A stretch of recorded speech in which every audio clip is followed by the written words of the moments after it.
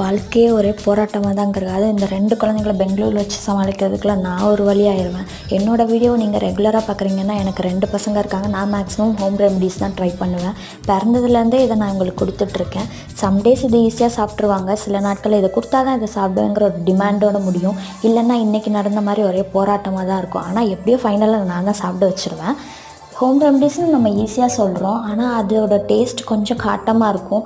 Sometimes குழந்தைங்களுக்கு பிடிக்கும், பிடிக்காது. ஆனால் எப்படியோ நம்ம அதை சாப்பிட வச்சு தான் ஆகணும். அதை டெய்லி பேசிஸில் ஸ்கிப் பண்ணாமல் கொடுத்துட்டே இருந்தால் தான் அதோட எஃபெக்டை நம்மளால் பார்க்க முடியும். இதோடு சேர்ந்து நான் நிறையா ட்ரை ஃப்ரூட்ஸ் அண்ட் நட்ஸ் கொடுப்பேன். இதை சாப்பிட்டா குழந்தைக்கு சளியே பிடிக்காதுன்னு சொல்ல வரல, அவங்களோட இம்யூனிட்டி பூஸ்ட் பண்ணணும். அதுதான் நம்மளோட ஒரே வேலை.